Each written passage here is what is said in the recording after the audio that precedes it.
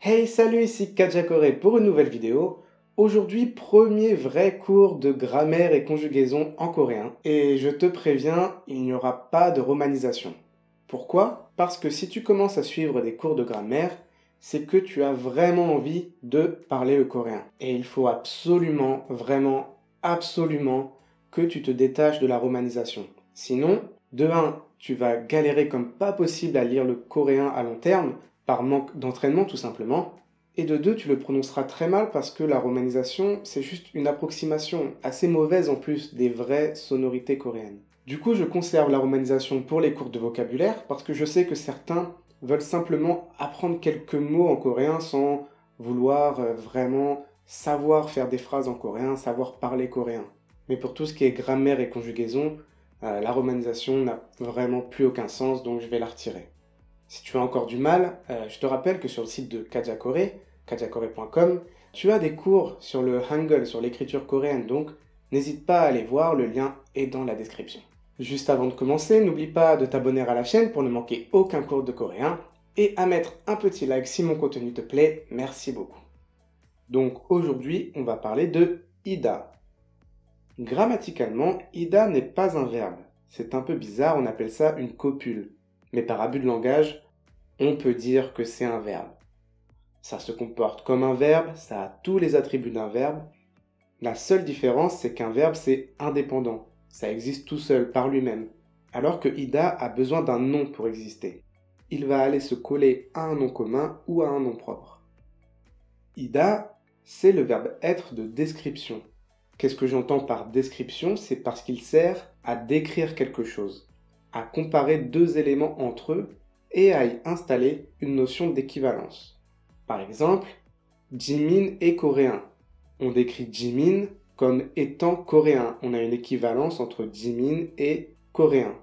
C'est bien le verbe être de description dans ce cas. Et on pourra utiliser ida. Un contre-exemple, ce serait Jimin est à l'école. Là, c'est le verbe être en français, mais c'est un verbe être de présence. Il n'y a pas d'équivalence. Dans la phrase, Jimin, ce n'est pas une école. Tu vois ce que je veux dire? Il n'y a pas d'équivalence entre Jimin et l'école. Il se situe simplement dans un lieu. Donc il faut bien distinguer ces deux cas parce qu'en coréen, on n'utilise pas le même verbe. En coréen, ici, on utiliserait itta, qui est un autre verbe que l'on verra plus tard dans une prochaine vidéo. Alors, des petites précisions sur la conjugaison en coréen, puis on passe au vif du sujet. Il n'y a pas de différence selon les pronoms personnels. En français, c'est l'horreur. Je suis, tu es, il est, nous sommes, etc. Tout ça, ça n'existe pas en coréen. Il n'y a qu'une seule manière de le dire pour tous les cas. Les pronoms personnels et sujets ne sont pas obligatoires.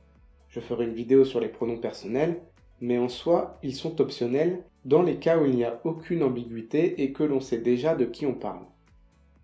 En coréen, le verbe se met toujours à la fin, et ce sera le cas avec ida également.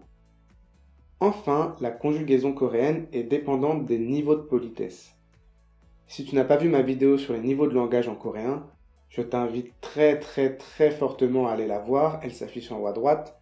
C'est certainement une des leçons les plus importantes lorsqu'on veut apprendre le coréen, parce que c'est une notion essentielle de la culture coréenne qu'il faut respecter absolument. Ok, on est parti pour conjuguer le verbe ida au présent. Attention, le verbe ida se conjugue différemment selon si le mot qu'il suit se termine par une consonne ou par une voyelle. On va faire un petit tableau. On a 3 lignes avec les 3 niveaux de politesse, courant, poli et formel, et 2 colonnes, selon si le mot se termine par une consonne ou par une voyelle. On va dire en coréen la phrase « il est coréen ». Le « il » c'est un pronom, on va simplement l'oublier ici. Coréen, si tu as vu ma vidéo sur comment dire sa nationalité en coréen, tu sais que c'est « Hanguk saram » et ça se termine par une consonne, celle-ci. Au style courant, après une consonne, le verbe ida donne ia. Donc, il est coréen. Si tu parles avec ton meilleur ami, au style courant, on colle ia à la fin de Hanguk saram et on obtient Hanguk saramia. Au style poli, le verbe ida donne ieyo. il est coréen. Si tu parles avec un inconnu au style poli, tu obtiens 한국 사람이에요. Au style formel, le verbe ida donne 입니다. Alors attention, si tu n'es pas au point sur les particularités de prononciation du coréen, cette lettre, quand elle est placée avant cette lettre-là, elle se prononce comme ça. C'est pour ça qu'on prononce bien 입니다, mais ça s'écrit comme ça. 입니다. Il est coréen. Si tu parles avec ton patron au style formel, on obtient 한국 사람입니다.